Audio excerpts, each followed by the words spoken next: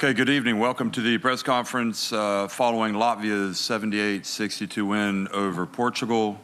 Mario Gomes, as well as Rafael Lisboa, have joined us. Mario, if you could please give us a comment.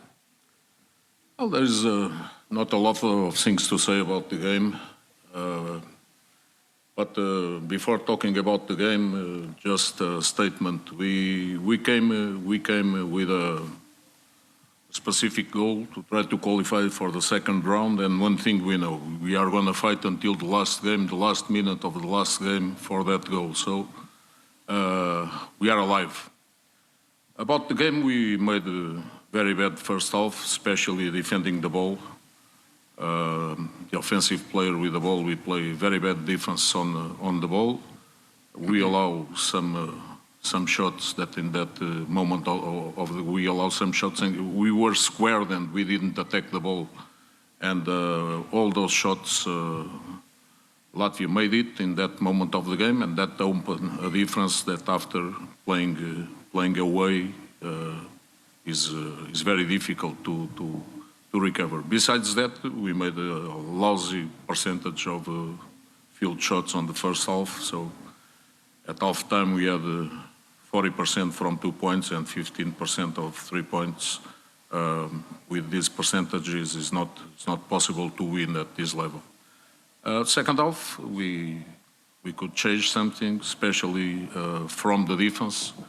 We scored some more open shots, not yet a good percentage, but better percentage. But especially we put much more problems to Latvia in offense. We played much better defense. That normally is one of our, how can I say, one of our strong points. And that's it. The result is the result. It's never good to lose, but we knew since the beginning that despite the score of this game, everything would be decided on Wednesday, and so on Wednesday we'll be here.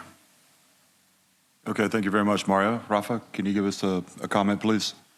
Yes, I think Coach said a little bit everything about the game. I think we didn't do at all. It's better you agree with me, huh?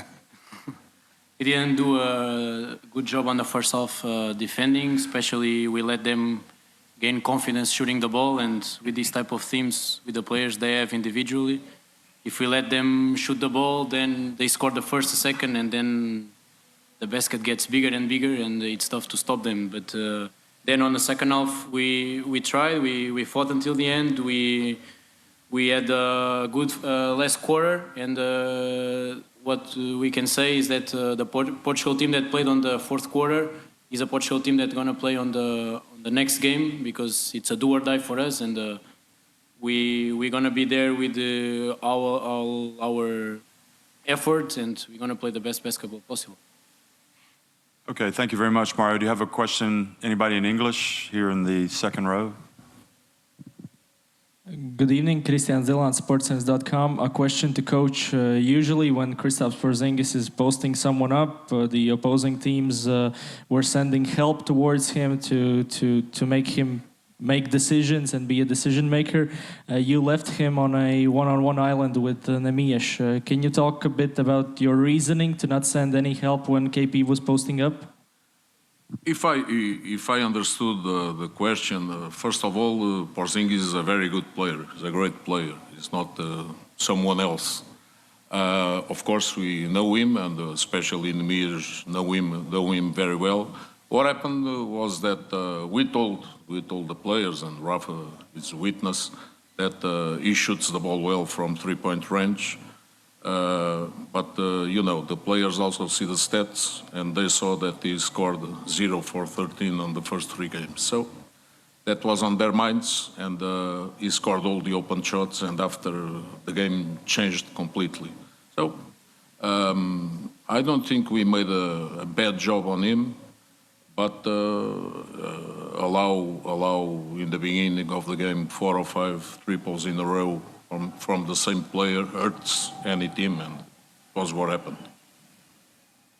Another question in English. Rafa, would you have settled for this game coming up before the EuroBasket? You would have liked to have been in this one game to decide if you... Yes, if somebody told us that we would be at the last game with the chances to get on the second round, we would be happy. So there's nothing to worry about until now. We need to learn from the mistakes, of course, watch video and try to be better. But last game, there's no on the last game, there's no games on our mind that came before. We just have one more final, and we're gonna play with all our heart on that game. Okay. Oh, here, Maris. Thank you, Jeff. Maris Noviks, sportcenters.com. Coach, do you feel like interest about basketball in Portugal is rising right now?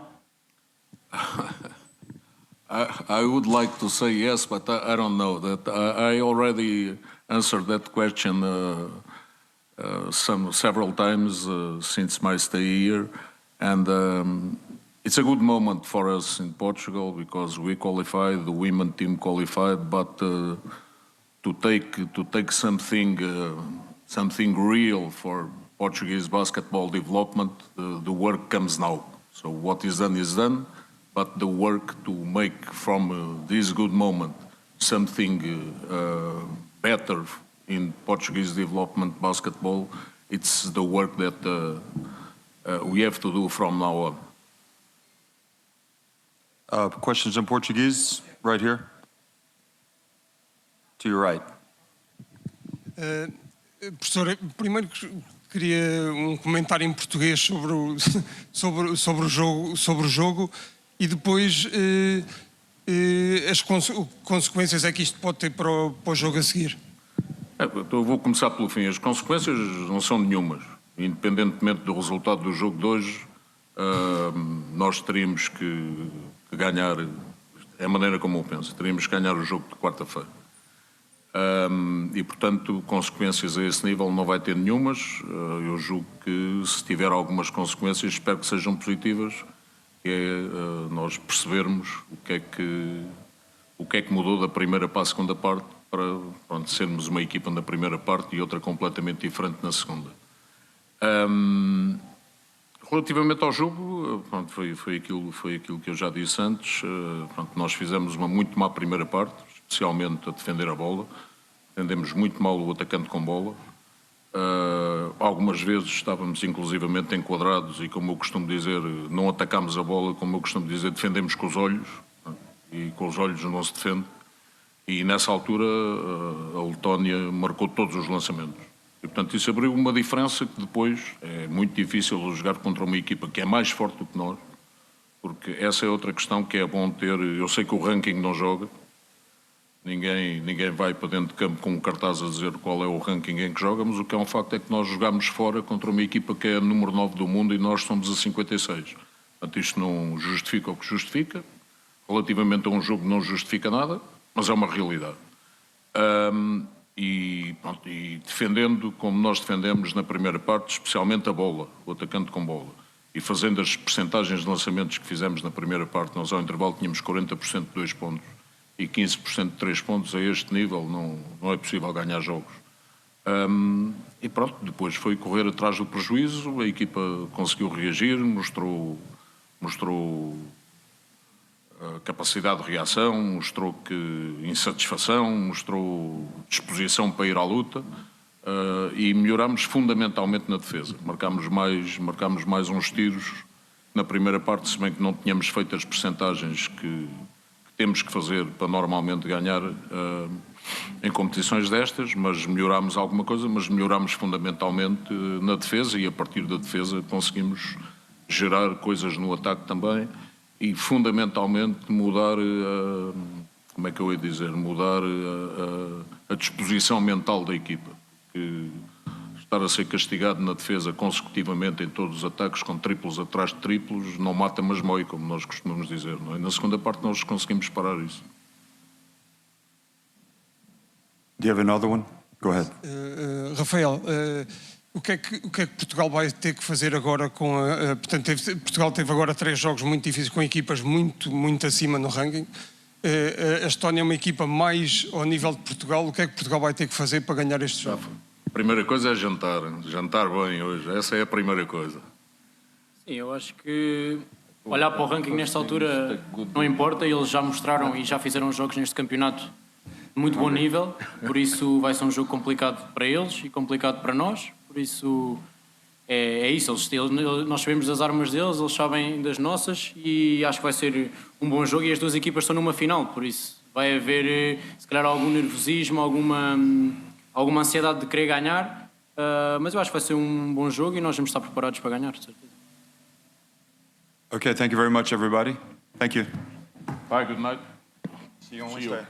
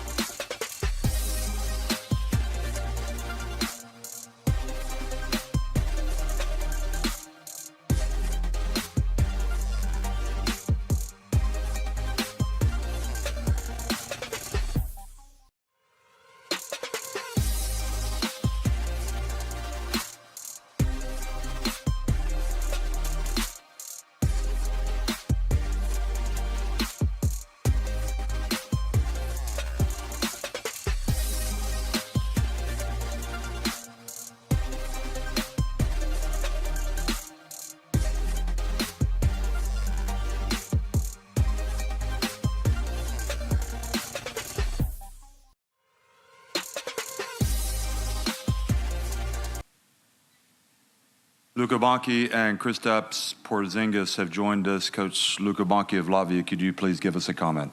Yeah, it was an important win. Both teams spend all their energy in a sort of elimination game because you know that actually probably Turkey and Serbia after yesterday they will play for the first and second position. So there is still opening for the third, the fourth, and with teams who will fight till the end. The level is pretty balanced. That's the type of game we were expecting, but the approach was very good. Despite they came back, we had a very solid initial and second quarter, and okay, pretty satisfied also with the point difference. And of course, a little bit disappointed because of the injuries we collect also this game. Okay. Could you give us the severity of those injuries? I mean, is anybody... No, it's not my job. Okay. KP, can you give... Kristaps Porzingis, can you give us a comment, please? Yes, hello guys. It was a good match. I think we started off pretty hot offensively and hitting a lot of shots from outside, obviously. And second quarter was 7-27. So that's where we got the margin, no? And then as the game went on, I think we could have done a better job staying a bit more sharper. And but yeah, overall good win, great support from our fans, and I enjoyed playing here so much. Thank you. Questions in English here in the second row. Good evening, Christian Zeland, SportsCenter.com. A question to coach. We attempted 43s tonight, our highest in this tournament. Do you think, what are the reasons for that in your eyes? Was it Nemiash's presence in the inside, or how do you see it?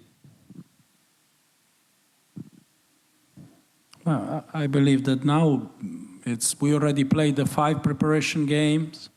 This is our 4th official games, and more or less we are a team who collect more threes than two. The most important is the quality of the shot, how we generate that shot. Of course, we have players like KP and Davis who are capable to take and score shots who are out of the, let's say, human range, but right? A little bit.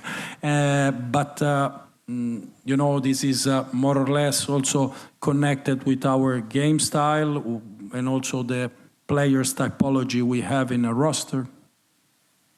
But it's not of one night, maybe tonight more because we had less turnovers, probably we had a higher pace. Also Portugal is a team who generate for us the possibility to have more possession, but if you go through the stats, you will see that every night we have more threes than twos. But what I like is that we continue to alternate some inside game, the guards try to attack, to also generate advantages who give space and time for that shot.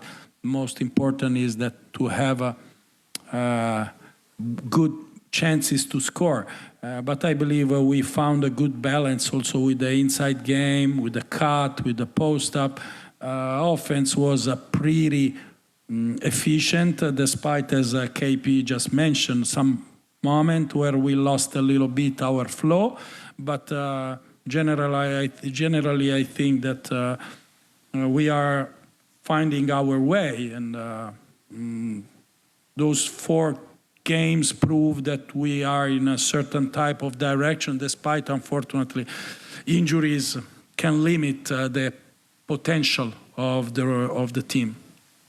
KP, when you took the 3 from the near mid-court, does that feel exactly the same as taking a normal 3? Because it didn't look like you took it any differently.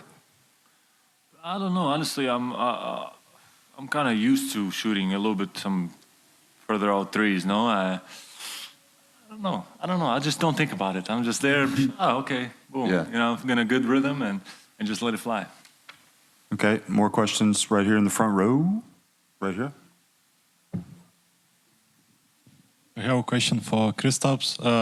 There were some talks about playing back-to-back in the EuroBasket. So, as someone from the NBA, how do you see it, and just what's your opinion on that? You know, On the back-to-back that we played, yeah, I don't mind it honestly, especially when you don't have to travel. No, in NBA, a lot of times you have to play one game here and then fly 3 hours to Miami or change some time zone and play again. You know, so. And here, 3 minutes from hotel. 3 minutes. Yeah, we have the police. We're here. You know, so. No, it's for me. I enjoy playing more than practicing 10 times. You know, so I would play every day. You know. Talk about practice. Yep. Maris. Marts Noviks, SportsCenter.com. Question to coach. There are no player substitutions allowed during the group stage, except 12 players on roster. Do you think it's time for FIBA to reconsider this rule? I already did my interview, pre-game interview, and I spoke about that. I told before the game, before the Žagar's injury, before the Zoric's injury, that but it's since okay, I had experience only in World Cup, okay, where we had a Dairis Bertans injury during the first game against Lebanon. I don't believe that when you select your 12 players, you select your best 12 players. I don't want to say the best, absolutely best, okay, but the most functional, okay? So you try to go, as I told in the interview, you go through also the versatility of the players, people who can play multiple positions, because you have to keep in mind that shit can happen. And unfortunately for us, shit are happening, okay, even too much and too frequently. Anyhow, you go through the versatility. But why not to give a chance to 3 more players to participate EuroBasket? This is let's say World Cup, EuroBasket. This is amazing experience. You can have 3 team followers that just in case injuries happen are ready to help, are ready to be one of the 12. Nobody will change the, let's say, the potential, the power, of their teams using the 13, the 14, or the 15. It's a matter to be realistic. We are in 2025. Sometimes we play even back-to-back in the 2 days in a row in this tournament. You see the level of the physicality. Right now in this group, and is a qualification group, there are players, okay, missing Kotsar, but we have Porzingis, Keta, Sengun, Jokic. Guys, the level of the contact is unbelievable, and injury can happen. This is a sport with contact, and then maybe tonight we have only 11 players in a roster, and I can have vice versa the possibility to have 12 players who will be super honored to wear the uniform of the national team, to sit maybe 40 minutes, maybe play only 2 possessions, maybe, but at least give the team the possibility to present always 12 players in roster. We went to World Cup and we played the entire tournament with 11 players. And I was thinking about players that potentially can follow and just in case be into the 12. And I don't believe that changed the equity of the tournament. Germany again will be World Cup champion, okay? But you can have a chance to give a position to another player, okay? Plus, of course, now we are in a great emergency because the last 2 of the last 3 injuries are involving the 2 point guards of the team. But that can happen to everybody. And I would like to see that the best, every team will have all his chances to prove in such a tough and competitive tournament. That's it, that's my opinion, but I don't want to enter in such a deep conversation. It's not my job. Good evening, Matis Timofeevs, Latvian television. Question for Kristaps. Kristaps, describe us how well you felt your three-point shot, and especially in first half.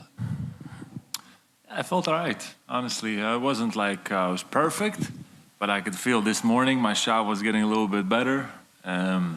So I believe we're in an upwards trajectory, and that's the most important. Okay. Do we have any Latvian questions or questions in Latvian? Oh, yeah, sure, go ahead. Kristaps, you played today against your former teammate, Nemayesh. Throughout those years you played together, and judging from tonight, do you believe he is ready to become the new Celtics starting center? Starter? Good question. Who else is there? I don't know. I haven't thought about their roster, honestly, too deep. But what I will say is Nimi has been getting better each year. And Coach Mazzulla has been pretty tough on him. And I believe that he's getting to a point where he deserves some real minutes, some real rotation minutes, you know. He's been putting in the work, and you could see how he's playing now in the tournament. And I'm happy for Nimi. He's a great, great dude, really cool person. And puts in the time, puts in the work, and I'll be happy to see him getting a lot more minutes this year.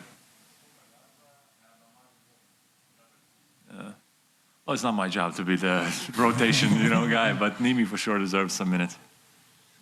Okay, no questions in Latvian? Oh, okay, go ahead, give us one. Jā, Kristap paraksturo arī latviski. Cik labi kopumā komanda sajūta uzbrukumu, to kvalitāti, ko varat sniegt īpaši jau spēles sākumā un pirmajā puslaikā? Nē, man liekas, ka mēs bišķi ieskrējāmies sevišķi sākumā, bet vairāk tādu nebija tā, ka mums, man liekas, tas kaut kā uzbrukums tur baigi vienkārši mēs bišķi uz talantu izgājām un mums sakrit tie mētieni un aizgāja tāds labs ritmiņš.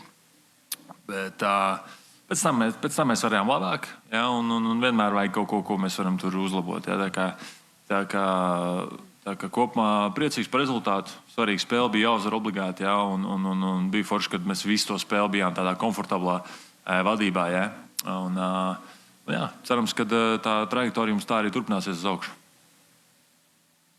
Okay, all right. Thank you very much, everybody. Bye. Good luck getting ready.